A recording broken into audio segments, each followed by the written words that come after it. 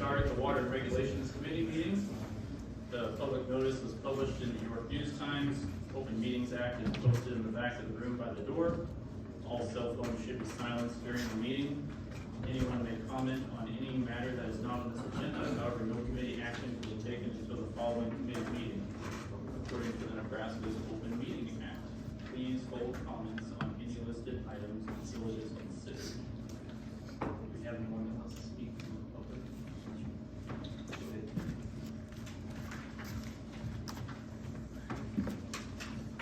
Everyone should have a copy of what she's going to read. So we can sign my name or Yeah, why don't you do that? Okay. And just state her name, just so people know who this is.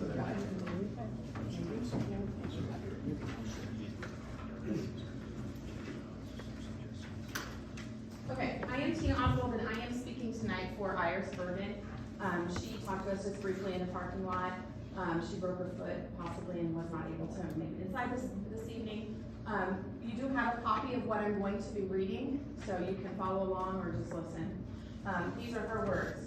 Suggestions for rule changes concerning large water users. Number 1, since most of you farm or have other full-time jobs, it seems that proposals from companies seeking large water usage permits should be received by board members a minimum of 2 weeks before board meetings, so that members have time to really study and think about the ramifications of granting the permit.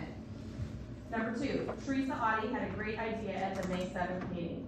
She said real-time monitoring should be required for large water users. Number 3, no permits concerning large water users can be issued until the previous year's data is in. If you are truly here to protect lives, protect property, and protect the future, then you must realize that water is our most valuable resource.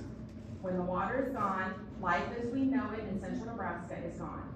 It seems very incongruent to grant a permit to a large water user and then send out letters to farmers that the average groundwater level change from last spring was minus 3.08 feet.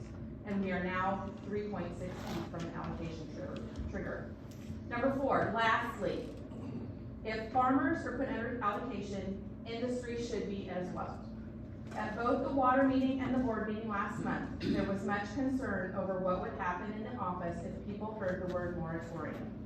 That would be nothing compared to the outcry from farmers that are put under allocation, and then those farmers finding out that large water usage industries can keep pumping at 100% of the last 3 years' history. We were told that in Nebraska, water usage priority is first domestic, then agriculture, then industry. However, not putting restrictions on industry makes it quite plain that priority is with industry. Respectfully submitted, Iris Bergen, Hamilton County, Farmers Valley Precinct. Thank you. Does anyone else have anything they want to say? Okay. We will go ahead and move along with our meeting. I'm going to start off the meeting with just a quick comment of like what the direction of discussions are going to be moving forward for our committee, since lots of the board members are here, members of the public. They kind of at least know what our focus and direction is going to be and why. I talked with all the committee members just to have some input over the last week and just to have an idea of what purpose we want to have here, what focus we want to be largely on to serve the public the best. And considering where we're at, as far as what we're going to put our focus on is going to end up being related to what we can do to make things better in a rules discussion related to large water users. There will be no more discussions related to Synergen at the committee level at this point, because everything that was done, Synergen followed all the rules that we had put in place, and we went through the same steps we normally do for doing the permitting process. And if there's problems related to that, we can address that. I think there's a lot of that we can address moving through as we go into our discussions related to large water users, and it can influence everybody that's involved, current, future, doesn't matter, but it can be addressed very well. Synergen, as far as that topic was concerned, they did everything they were supposed to do. We did the steps that we were supposed to do, and now they legally have a permit that allows them to drill in those places. They also legally have the right to withdraw that amount of water.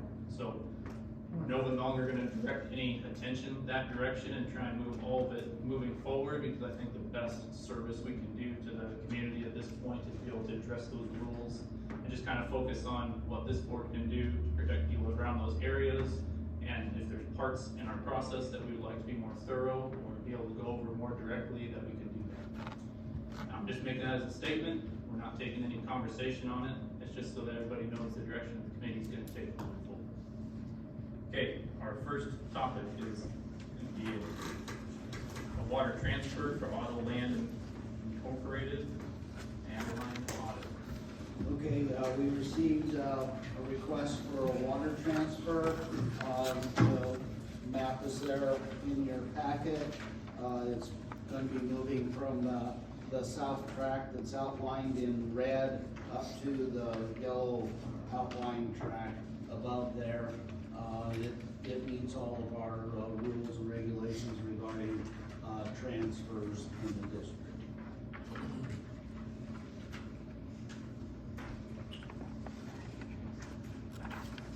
Move to approve the transfer. Sorry. It's been moved and seconded. Are there questions or comments related to it?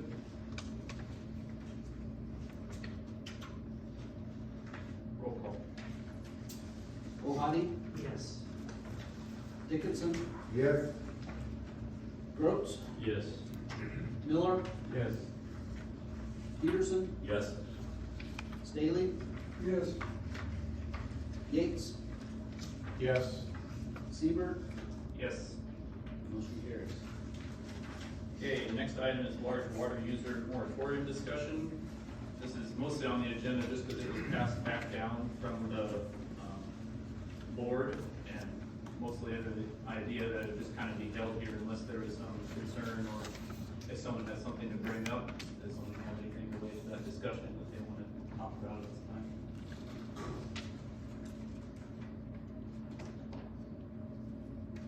Okay, we will move on then. Next item, large water user possible rules changes. In your packet, Kendall asked me to put together what the rules would look like. I did visit with our legal counsel on the idea of should the large water users have their own chapter in our Rule 5, and we feel that that's probably the best way to go, so it's all addressed in one place. So I drafted basically what the committee and the directors have made suggestions. And like I said, it's a very rough draft.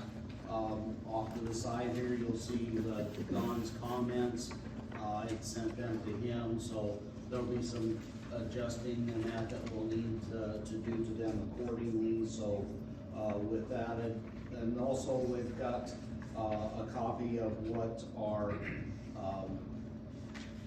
the guidance document would be for large water users.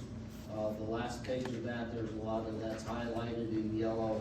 That's basically all new that was added to that guidance document. And then the last page is just the outline of the items that have been discussed by the committee. So I'm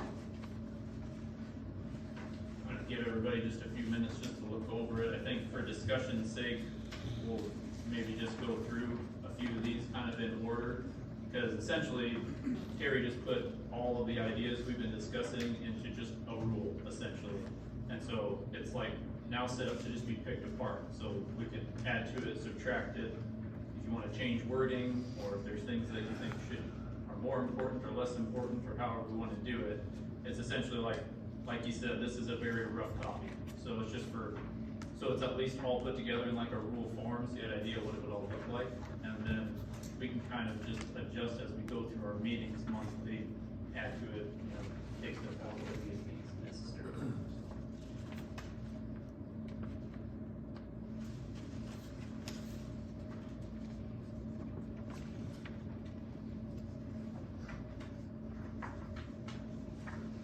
One of the first items that's on there is just having like levels of large water users. I was just curious if anyone had input on what they feel like should be some of the guidance stuff that goes along with each level. And you can see in the comment there that I did put, 620 gallon a minute, which there's lots of irrigation wells that are far larger than that. But the reason I use that is when we do a large water user, that's usually based on a 24/7, 365 use. So that's what, so that would be the minimum of, up to 1,000 acre feet per year. So that's how I come up with that gallonage of pumping. They could put in a 625 or 620 gallon a minute well, and if they run it 100% of the time for a year, it would pump over 100 or over 1,000 acre feet of water. So Essentially, that's your. yeah, it's just basically converting it to gallons. So that way, I just figured with our permits that we get, they come in and they want to well at X number of gallons per minute. And so that's why I felt that it'd probably be important to have gallons in our rules, so when they send it in, then we know what we're looking at, gallon wise, where that could possibly rank out for, use. Should we state that that's continuous? Yeah, and like I said, I just, you just asked about, having different levels, and I thought, well, that'd be one place we could break it is at that point there. So, like I said, I'm open to any suggestions on how you'd like to see that. Terry, my question would be, does the definition of large water user, is that a pumping capacity definition, or is that a use capacity issue? It is based in our rules, it's 500 acre feet or more per year. So that's where. Essentially, if they're asking for a permit bigger than that. That. Right. It would be smaller than that. So the use doesn't matter as it relates to large water user. Right. It's No, just the right. withdrawal. It's just a withdrawal. Okay. So they could apply for that, it could be under that, right, but it doesn't change anything. That's gonna go with volumetric. Oh, Yeah. I did have a question, like for any board member, like related to spacing. I know we have talked about that with large water users, like how close would you want them together? I do think that's extremely hard to determine because the grand scheme of things, that's gonna be so different depending on where they're at, and how much water is available there. But I didn't know if we could have it based off of how close you wanted them to be, based off of how much time the other one's already been in place. Because, we're relying on the hydrologic evaluation, which I think that's a pretty good metric to use. It's just, if you don't have any pumping data, or you don't know what the other one's actually gonna do, and you have one close by, I guess, for me, that's probably more so where my concern lies, because I think it'd be really hard to determine how close they should be together when one area has a significant amount of water, and another area, they could be 10 miles apart and have a serious problem. The next ones could be 3 miles apart and have no problem whatsoever, just depending on what they're pumping. So, I don't know if anyone else had thoughts related to that, if that was relevant. Would that question be answered with the hydrologic study, with your review of that hydrologic study, based upon how close they could be on, the geology or how much water's there? I mean, could that be taken care of by that? I think to an extent it could be. I guess what I'm asking is, do we want to rely on two studies being stacked on each other before you have any pumping data or, any evaluation, real information coming from the one that's there? I guess that's my. With our, we have our limited areas now. I think anything inside of that would really want to look at close, where we have our areas that are, we know they're water short to start with. And that's why we lengthen the distance in between wells. And if we're something like that, I can see where that would really make a difference. I don't think you learn water. Well, we've had them I'm pretty sure try. the hydrologic evaluation would be. We've had them try three, we've had three of them try good. Fish plants, Yeah. that's one in the sewer. Yeah, and Bradshaw, they had two areas that they came real close trying to get in there. You're gonna get them stopped. Yeah.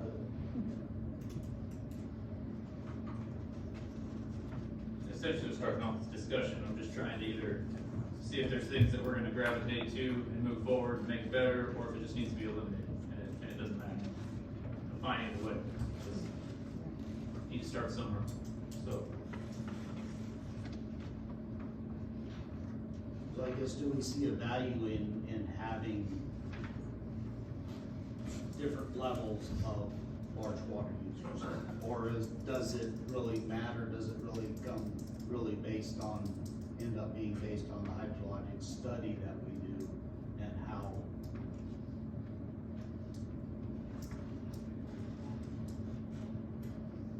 Yeah, I don't know. I don't know that it has to be either or. Possibly be. So do we wanna just eliminate the idea of having different levels then, and just, What the levels related to how much monitoring you wanna do around them, once they're put in, for the people that are close by.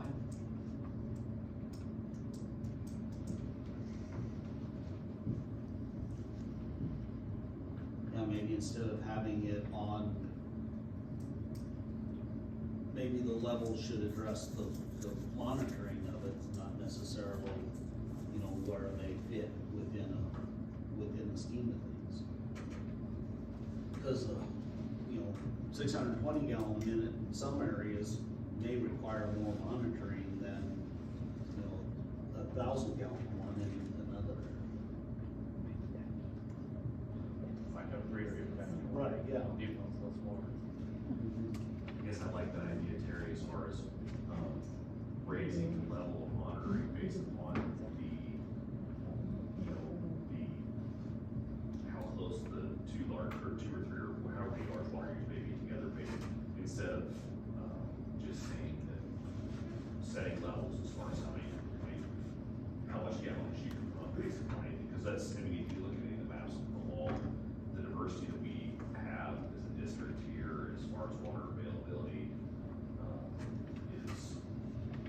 would be intensely hard to police and do right by the public in the developing community, if we were going to go based on just a tiered use level, I guess. In not so many words, I would defer to a hydrologic study. Okay. Marie, how much monitoring did you do around Fairmont when it went in? Fairmont or?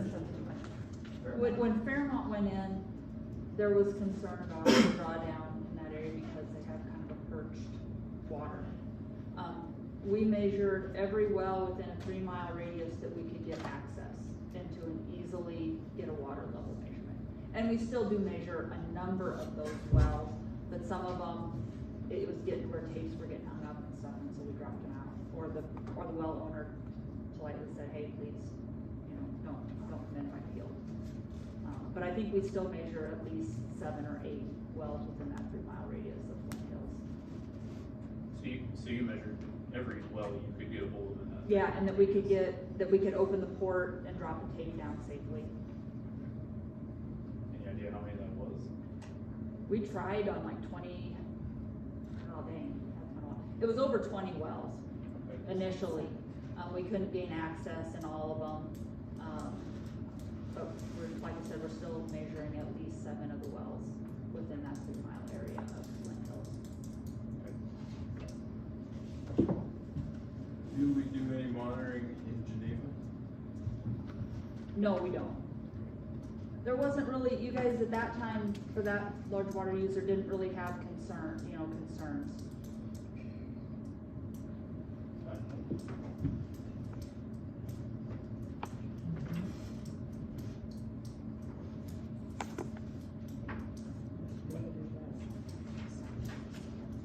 Oh, and I will say, we have extended the offer to measure wells in and around the Synergen proposed location to people and offered to measure their wells if we could get in. How did you do that, Marie? We just called in person, but we haven't sent like an invitation or anything. To how many wells, for how many wells? Terry, do you remember how many people I Jane don't reached remember how out many to? people we called everybody that had a well within that 3 mile radius, so. Did you get called? Nope. Domestic wells didn't count in that, No, we don't measure domestic wells. and this should be considered. Well, we do it for a few reasons. Number one, they're usually pitless and there's electricity down there. It's not saying that you should measure them, but they should be taken into consideration. We got told, they didn't say what they were doing, we just gonna wanna know if they could do very well, and found out it was presented to them, we said, no, we're not gonna do all that. But we got told. It was kind of behind, I mean, it wasn't up on up and up, that's what I'm gonna tell you, it was kinda, one person didn't know what the other one was doing, put it that way. It was a little bit disgusting with it, how they handled it. Okay. We'll move away from that, because there doesn't seem to be a lot of discussion, but Terry at least has a few notes related to it. So, people have ideas and thoughts related to that they think over in the future, they can address that.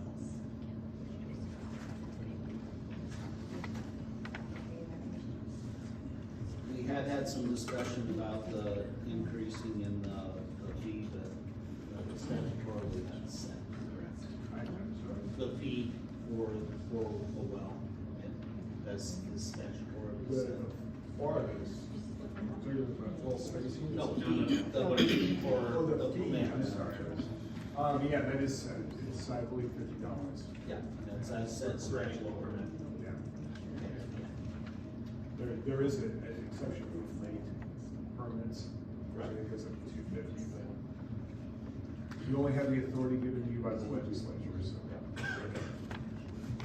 Well, I guess the comment that she had here where it was.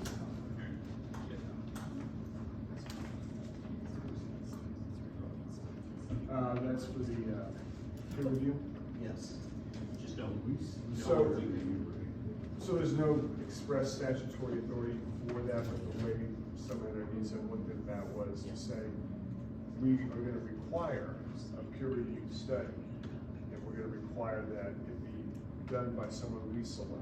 You can pay them directly, and that kind of gets around the statutory prohibition of us taking money that the legislature hasn't given us that authority to do. So in effect, you're requiring your applicant to directly pay whoever it is you select to be the peer review agent. Well, essentially that money can't flow through. Does it the flow NRD. to the NRD, right?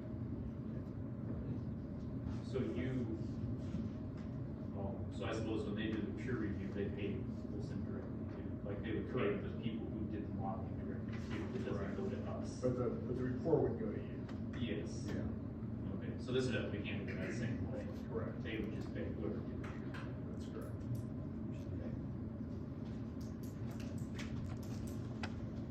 Anyone have thoughts related to like the peer review and like the payment set up for that?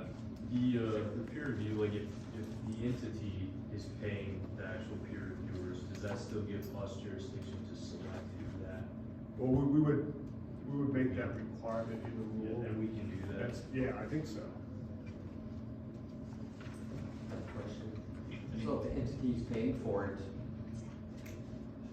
is it something where the public know who's making the application or let that available to the public, or will we be told that they own it, it's not ours? Well, your rules will state that if the applicant wants the permit, they have to do the peer review, and the peer review itself gets submitted to the NRD.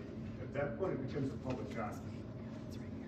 So anybody from the public. So at that time, we could put that on our, webpage so the world could see it. Yep. Not saying that it wasn't ours to post, or being worried that we might announce it before they do. It's a decision document for the NRD, and all of your documents that you Yeah. use to make a decision on become public. Okay. It'd be just the peer review part of it. Just the peer review. But It the wouldn't be, application it is wouldn't be the public. application, it would just be the peer review Well, of that. The application would be public. Why wouldn't the But application be public? at the time it's submitted, Yeah. Yeah, but not prior to the submittal.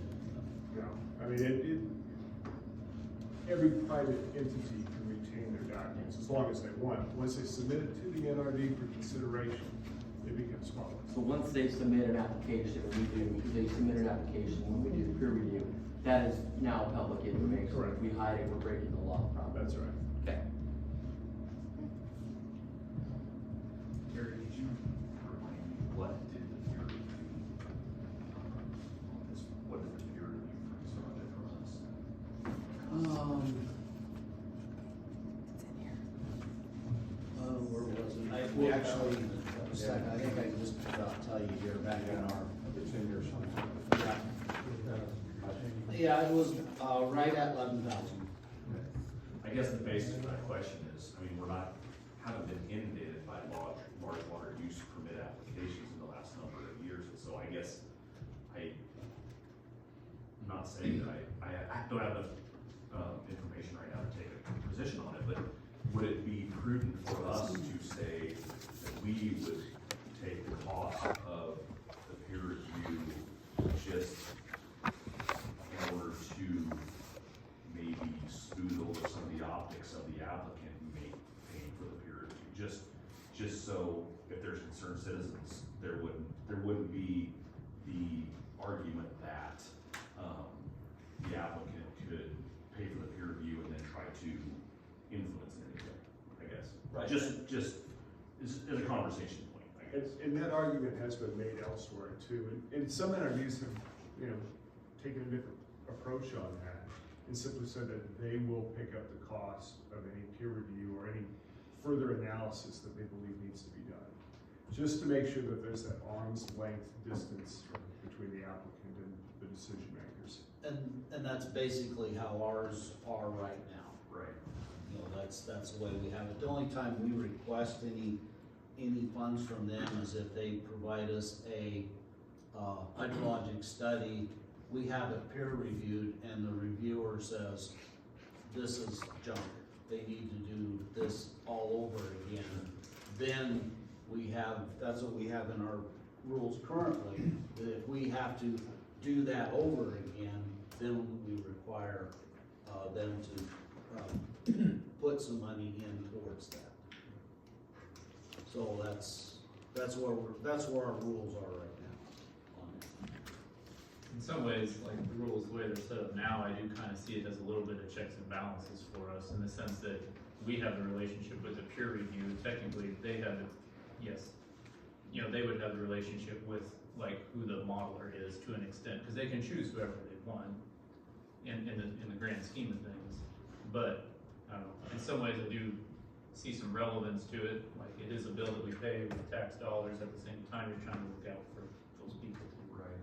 But I guess from a budgetary standpoint, if it was something that we were doing numerous times per year, then it might be something that I would be more inclined to say that the applicant would have to front that cost, as opposed to, I think you asked Marie a meeting or two ago how many large water user permits we've had, in the last number of years, and the answer was very, very few.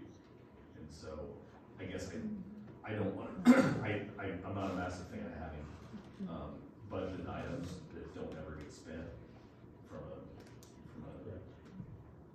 taxable entity standpoint, but at the same time, if you would budget for 1 year or something like that, it might be something that we could provide a buffer between, the applicant and the decision-making process as far as we're concerned. Can't you just have a lump sum charged to a large water applicant and let them know it's for a peer review? Therefore, you're choosing, you're paying, they're just an automatic have to pay it? Well, I think the problem is that those dollars then come directly to the NRD, and the NRD has no statutory authority to require that. And the argument would be then that the NRD is taking money to look at a permit that it's required to by law look at anyway. Like they're taking money to look at permit, Correct. essentially is what it ends up looking like. Correct. Because the permit fee is already set. Right. by statute what it should cost for them to do. And the legislature's been very careful to make sure that public bodies don't, you know, go into business and kind of gouge the very people that they're elected to serve. So that's the concern. John? I guess, just kind of continue there. With the very few we have, and generally there is a little bit of lead time, we probably would know about it at budget time. That's So, very true. so it wouldn't have to be an annual budget item. Right. You could put it in As needed. as needed for that year. And that's the way this last one was. I mean, we knew about it ahead of the budgetary time. We budgeted last year for the peer reviews and so it'll be back out of the budget now this year.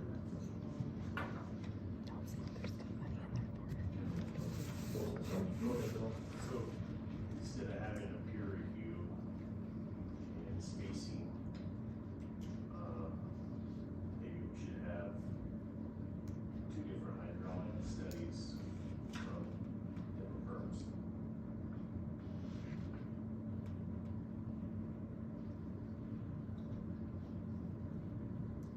I sure don't mind that idea. At the same time, Especially for over like 1,000. You know, under 1,000, maybe not. maybe that'd be the splitting point of what we want to do for evaluating something that's using, you know, an entity that wants to use a much larger amount. Yeah. I will say, I do think the peer review will still be relevant, because what it really focuses on is whether they follow the guidelines put in the sense of how to model it. So you're absolutely right. The peer reviews in the grand scheme of But you would- these projects are really cheap. I Yep. don't know what they spend on the study itself, but in the grand scheme of a project, and they need it anyway. That's right. Well, I like that idea, as how to split them out. I don't know, like, to be more thorough in the sense of, if you're gonna use a larger amount of water, I think that makes sense. Anyone else have some thought related to that? So the problem is, we've got the water, so it's in development. That's true. Then they're gonna come to us with water, they're gonna put us the same, put in. They're gonna put all the same data. They're gonna come back with the same results. You hope so. What do you hope?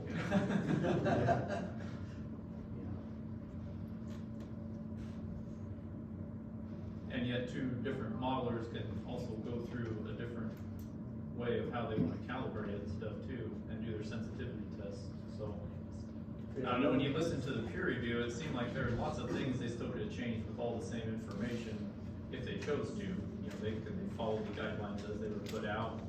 Sounded like, you know, Brown and Caldwell would have done some things different if they'd have done the model, you know, in the sense of where they'd had recommendations for the model, so. I still think it's a good thought. I was just gonna say, and I'll probably regret saying this, but as a lawyer, you can always find experts to say different things, right? It's not that hard, right? And so I think going to two different firms and simply saying we want an honest analysis and let them go their separate ways, they may use the exact same process, but I think that's unlikely. I think, you know, there are little differences in how they calibrate and change things that might yield different outcomes that could be useful. And if nothing else, like, you know, whoever they choose will do the modeling, they may get all the information from us, but then we at least have someone that we chose that did the modeling on our behalf. Kind of like the same thing with the peer review, like there's some value in the fact that we had a relationship with someone, you don't know who they chose, you know, or you won't, you may not always know who they choose. And we're probably talking about a small pool of engineering firms that are gonna do this. Yep. Right? Yes. Probably like 5 or 6. Yeah. In the nation. Well, at least in this area, yeah.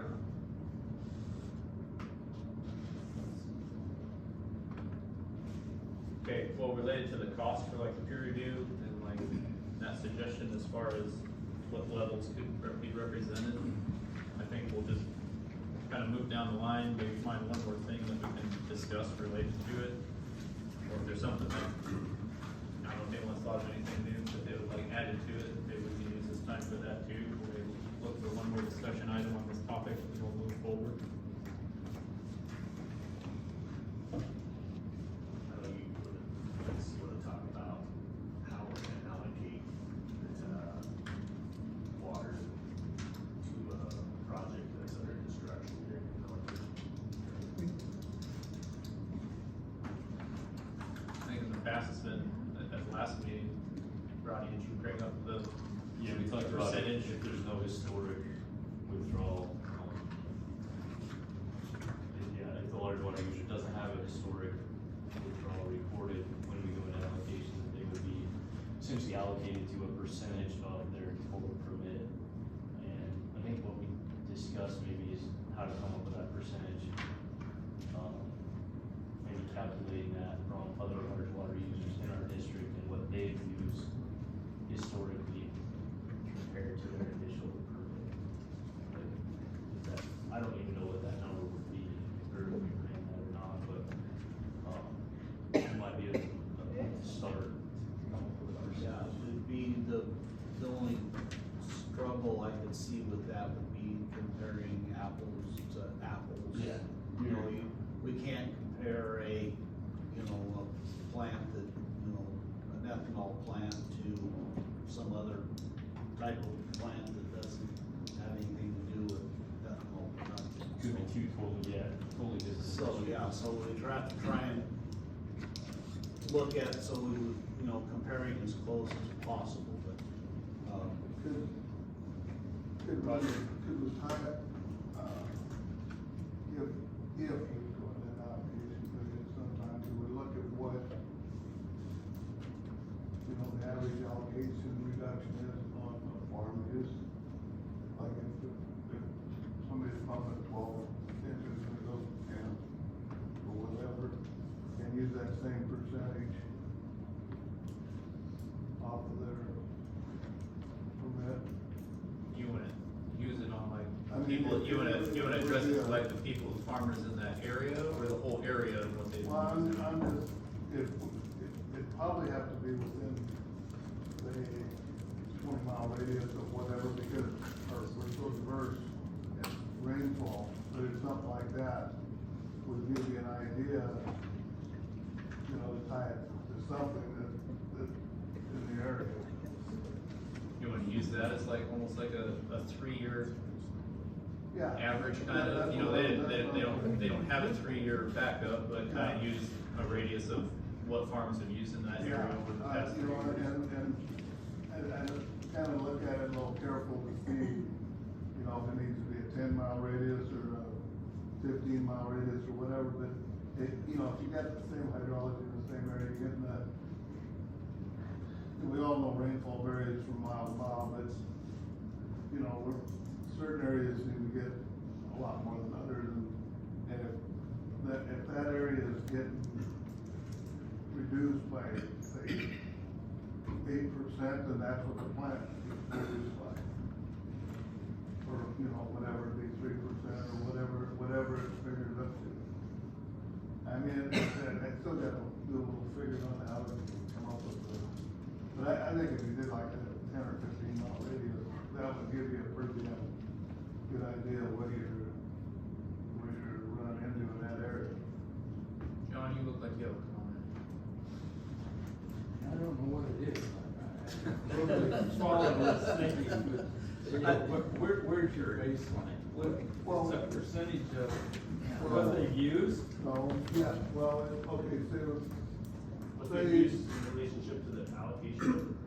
say we're going to allocation, and the average use the year before in that area was 12 inches. And they're gonna end up dropping down to 10 basically. So they're gonna lose, 20%, maybe not quite. That's what I'm looking at, something like So that. what if it was 9 inches? Yeah, how about, well, if it was 9 inches. if it was 9. yeah. Well, that area probably doesn't have as much problems in this area of the district if it was 9, because we're having the pumping. Maria. Would it be better to look at the like, we're building on Roger, looking at the 3 years of their total use rather than one year individually. Yeah. Like, let's look at the 3 years, and did they go over their 30-inch allocation? And if they did, what was the percentage that the rules required them to back down? So then, but in theory, at the end of that, it should be 30 inches or less, because they had, you know, because they had to stay. But I guess you could do it. Theoretically, nobody goes over Yeah. 30 inches. Right, but you could look, it was the time an allocation starts, the prior 3 years, because that would have been the years building up to an allocation.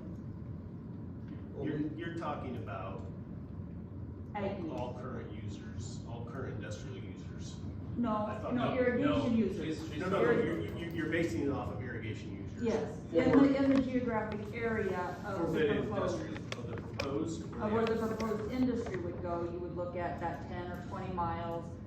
Year one, what was the 3 prior years total pumping, and was it over 30 inches? And if it was, What was the district average for irrigation the last 2 years for inches? last year was 9.56. 9.5 And the year before. 7.56 or Yeah. So something we're in like a that. declining environment and we're underneath our allocation, so that's. Right, it's kind of, That's like. but if you were headed toward an allocation, you could, over a 3-year, you could have, you know, we had a lot of guys last year that were pumping that 12 to 18 inches. Even though our average was 9.5. Well, I wouldn't say a lot, but there were people who were pumping 12 to 18 inches. One thing that, you know, and this kind of connects into the monitoring part of it. If we would require them to, you know, if we're in the process, if they haven't even started there and we're in allocations, that becomes a whole different thing on how we set them up and how they do it. But if they're, say they've been in operation for 3 months and then we go into allocations, if we would require meters and have daily use of that, we can base it off of their allocation based off of what they've actually used in the first 3 months. I think that's fine, but I would still say most people's concerns is still based off of not having any history at all, but they're gonna be up and running. I think it'd still be okay, like if we had it in our rules that it wouldn't necessarily have to be a 3-year history. It'd just be the most Most recent. recent history, and you're just gonna average that, but I think as far as the allocation is concerned, I think it's still more so related to, like, are we gonna have something set up so that, you know, there's no history at all, and we're already in it, you know, is there gonna be some way to set that up? Thank you. Rob? I'd asked Marie here, a couple months ago, about all the chicken farms and how close they were coming to what they told us they were gonna pump. And you said most of them weren't close to what they had predicted. Well, or what the algorithms that are in the rules, like if they weren't metered and we Yeah. went just off of their head and their proposed usage, and now with their metered usage, it's significantly less than what that coefficient was, correct? Correct. They were quite a bit short of what they had proposed to pump for that. And Marie, you're talking based off that UNL recommendation? Yeah, they're significantly less than what that UNL recommendation is. Probably because they're not full all the time. Well, And weather but they were changes. planning on, they were planning on being empty. That was put into their forecast for the whole. Yeah. Yeah, this was their forecast, what they were gonna use for a year period. Cause I just wanted to see how close they came to get, and they weren't, they were close. Well, Don, we give out a permit that says they're able to pump that, are we in a position to allocate them from that permit? You can allocate down from an issued permit. You can. Yeah. Okay. To me, I think I don't know, it still makes a lot of sense to do it based off of what other large water users are doing. I would be interested to know what that percentage is. I don't know how hard it'd be to come up with that number. Well, off the sheet that he had, there were almost all of them were using like 75% of the permit or less. like even Poet, like I think their permit was for like 1,800 gallons per minute running continuously. And I think they were only a little over 1,000. May I say If you something? look at the spreadsheet we got, all the ethanol plants are continually using less. All the cities are using more. Because aren't lots of them like using 60% or less of what they were proposed? Maybe 70% would be on the higher side? Yeah, 70% would be on the high side, yeah. Cause I think when I calculated that out, I think I took out the high and the low and just did the one in the middle, and it's around 60-some%. I just want to say that's wonderful that they're not pumping to the capacity, but what's happening in our world today is people are coming in, they're going to pump water, they're going to pump what they can because they're making hydrogen and for fuel. It's a fuel, they're going to use as much water as they can, and it's wonderful that people aren't pumping the water that they're allocated for. That's wonderful. But we're going to have to look at the future because some of these entities are going to pump just what they are asking you for. So, thank you. What the discussion So wouldn't it be, I mean, as a for-profit business, whether you're an ethanol plant or a farmer or anything, wouldn't it be in your best interest to pump what you needed, not what you were committed for, just because of the reduced cost of Everything you're bringing in producing is your in the product for at a reduced cost, so your margin will be higher, I guess. And so I'm not saying that Meany's comments is incorrect, I'm just saying as far as, you know, business goes and how the history of business goes, I mean, there is not, I'm certain we could point to farmers that pump just because they feel like it. But, as far as that goes, the vast majority of folks that I know and the vast majority of the people that we deal with in this district would be what I would characterize as good stewards of that resource. And they would be, whether it's concern based upon the availability of the water or based upon the reduced cost that they can produce that crop for. I mean, it's in their best interest to use as little water as possible. Well, even if you're accusing a business of like all they want is profit, well, pumping water for no reason does not allow you to make the most money. No, that is not making more profit. I guess, to me, going back to the initial discussion, just coming up with a number, it seems like it simplifies things to have like just a hard percentage or a hard number in there, rather than like a geographically based 3-year trade like total that we have to recalculate for every. Everybody likes a hard number, no? I think. And what was the original Rodney Rule number? It was 70 or 75%, wasn't it? 70 sounds good to me. 70 sounds good. But, so honestly, You know, when the rule was I made. like our rule just staying at 70. If we came up with a hard number for the large water users, and we're doing an allocation for the irrigators, are we on any shaky ground there if we have two different sets of rules? It depends, but you know, if you rationally relate your allocations to the management of the resource and try to treat all users proportionally, you're perfectly fine. That of course is the tricky part, right? Well, that's what I'm going getting on at, there. you know, if we're 90% on the irrigation and we're 70% on the large water users, you know, to me, that's a lawsuit waiting to happen, or a challenge waiting to happen. Well, and there are two reasons you would think about allocating, right? One is to protect sort of regional resource long-term, and the other is to prevent well interference from neighbors, you know, where you've got a high density area with large capacity wells. So this can be different reasons to go into allocations as well.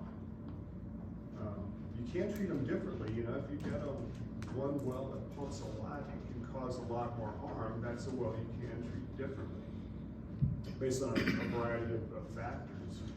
But there hasn't been a lot of litigation over it either, so we're still kind of trying to figure out the lay of the land on that. Or on that whole issue, does it make more sense for us to have, like I know Don had stated, like, as far as the state's considered, we do have the right to step in if there's an issue with a domestic well next to a large water user, correct? And set some allocation. Yeah, and as do courts, you know, there have been cases where that's been privately litigated, and the domestic user always wins, and that's based on that preference. But we could put that in our rules. You could, We wanted to yeah. have- I don't know if that was maybe a better way to deal with allocation as opposed to, because if we're being honest, if we're to compare farmers to the large water users, farmers are area-wide, you're actually giving them more water than they use on average. Like, it is an allocation, but they're not being restricted necessarily. Maybe an individual farmer is, but like, if we're looking at our data says, yeah, even on a super dry year, you use 9.6 inches when we're gonna kind of give you 10 inches every year or 30 inches over 3. To me, it'd be a hard justification to be like, yeah, we need to restrict that large water user, even though technically we're not restricting any farmers. We're just having a number there. So maybe actually having rules more so that it is actually stated in our rules what would happen if there's interference with wells around the large water user. Like, I don't know, maybe that's a better way to go about it as opposed to trying to figure out what the allocation should be. Because I don't know that everyone that comes forward needs to have that same rule, because it'll be different depending on what water's available there. So it's more so like, there's a problem, we'll address it. You're saying the NRD will address it, Yes. the individual property owner next to the large water user doesn't have to. Don? I think you could do that, you know, based again on that, those preference categories. So could we place in our rules that if a large water user damages an existing well, then they are liable for? Well, we wouldn't say liable, but they would, their pumping could be restricted. Their pumping could be avoid that. restricted accordingly. But that ties back into those monitoring wells that we discussed last time I was here, and the importance of those, because it allows you to see that problem coming before it actually hits. Yeah, you can allocate before you have to have. Exactly. I guess maybe in some situations, I mean, there might be some older wells out there that are only 100 feet deep. I would think you'd want to give a large water user an option to maybe re-drill that neighbor's well. You know, if it's in a situation that's not reasonable. Well, yeah. That's a lot of incentive for them to do it too. Yeah, if there's only 1 or 2 wells that are a problem, they can keep pumping at a higher level, it's actually probably cheaper for them to re-drill the 2 wells than restrict themselves. Right away, yeah. Yeah. Say in that area, if the water table is declining, for example, you know, say the irrigation wells around there within, 10 miles, I'm making it, have dropped 2 feet, but the large water users' water levels, real close to them, has dropped 10 feet. Well, or twice as much, 4 feet, okay. So, if that happens, then we can tell them they have to cut back, you know. Maybe tie it off of the surrounding water levels compared to what the water level is doing real close to the large water user. Like 3 miles away from Well, the large yeah, water user yeah, or the wells that are yeah, within a mile radius. Yeah, but if their wells are dropping faster than than the surrounding wells, then they're pumping too much water. So therefore, then we say, well, you have to cut back, you know, and I don't know how you figure the percentage, I have no idea. But, you know, say, you know, okay, well, you know, you gotta cut back by 15% or 20%. So your wells are not dropping any more than wells, I don't know, go out 10 miles, they don't make any difference, you know, so. And maybe tie it to that more. But then if the water level's coming up, so I don't know how you handle it then though, you know, see, you know, it doesn't work that way. Well, I still think that like still falls in the category of why it takes to have monitoring wells. Yeah, yeah, If you see yeah, a problem, yeah. like, we can just address the problem, we don't necessarily have to have a percentage in our rules Right, of what it's yeah, gonna yeah, be. Yeah, that if the monitoring wells are dropping faster than the irrigation wells outside of those, then there's a problem, and they have to Then I think reduce it's, pumping, when you have someone from the business come into the office and have a discussion about what a plan should be. Yeah.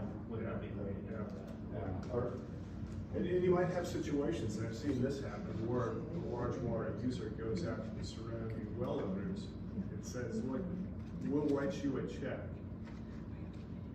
if we can continue to pump, and we'll fix your well in the meantime. isn't that like buying water, and that's not legal in the state of Nebraska? Well, yeah. I'm but to sell water. You're not selling the water, though. You're simply saying. And you're buying the right to somebody else's water, basically. Well, what you're saying is, well, I'm gonna make you whole in advance.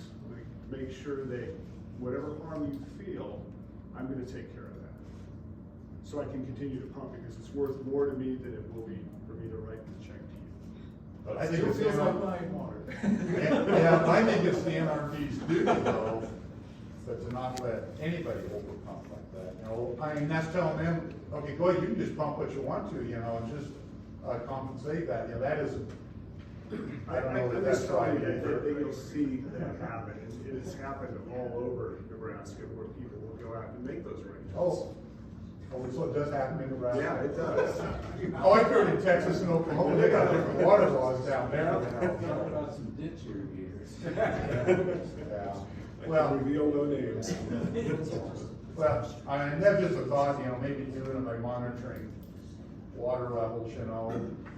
Say the whole district drops by 2 feet, but yet, the monitoring wells around there drop 4 feet, well, then you know they're pumping a lot more water compared to the rest of the, district, you know, don't even go out 20 miles, go out the whole district.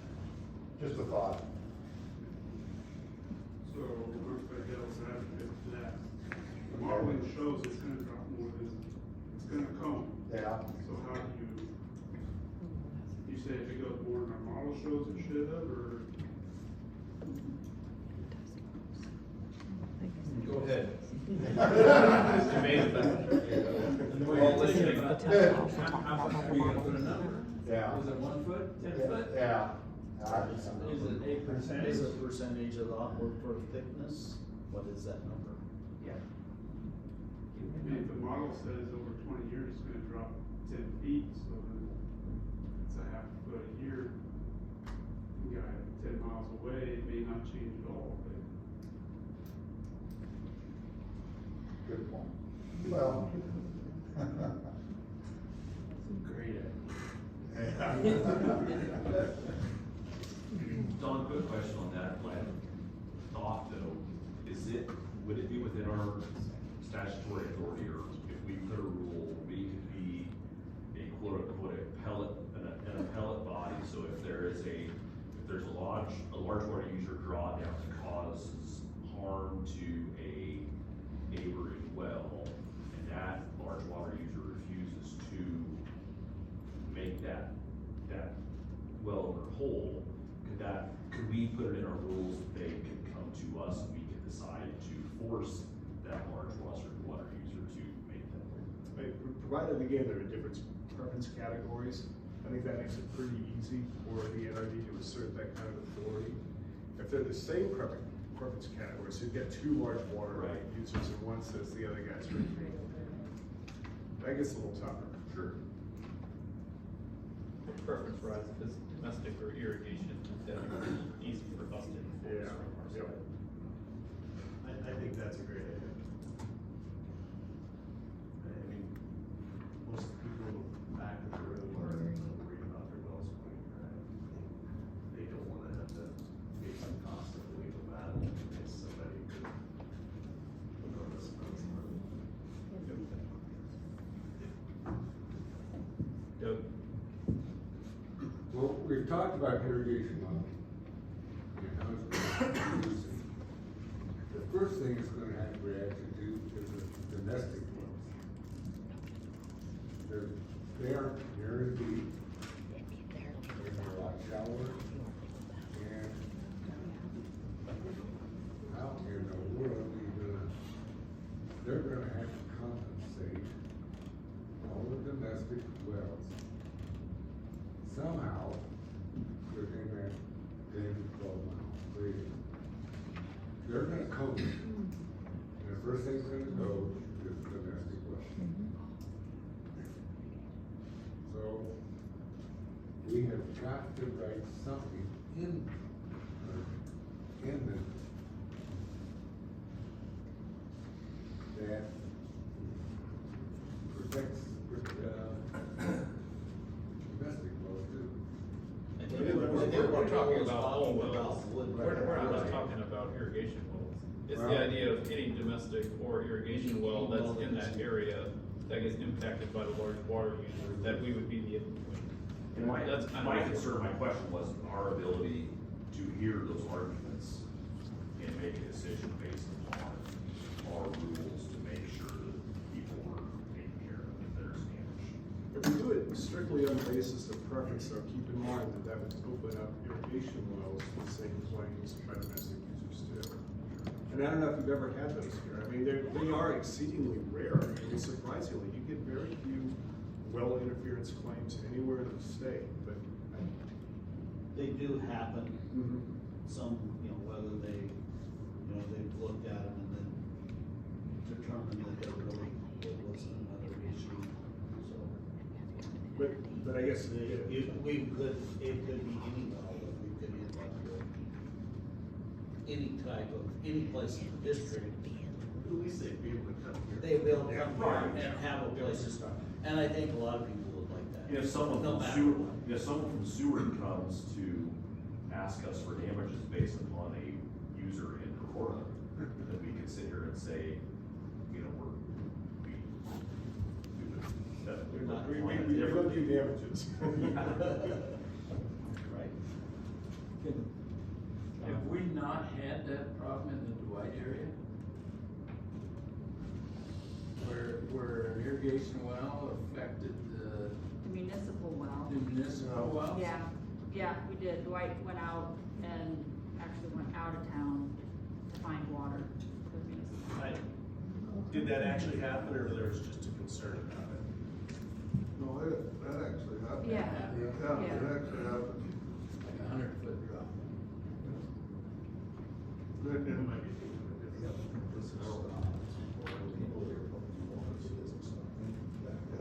they have real confined aquifers all over there. If you're tapped into the same one as somebody is, you find out real fast. I guess the one thing though with municipalities is they can apply for a municipal transfer permit, so they could go further west and pipe the water without being restricted by our, our high-risk groundwater area rules. Okay. Probably gonna conclude the large water user discussion portion of it. We have more thoughts, ideas, and conclusions kind of put together.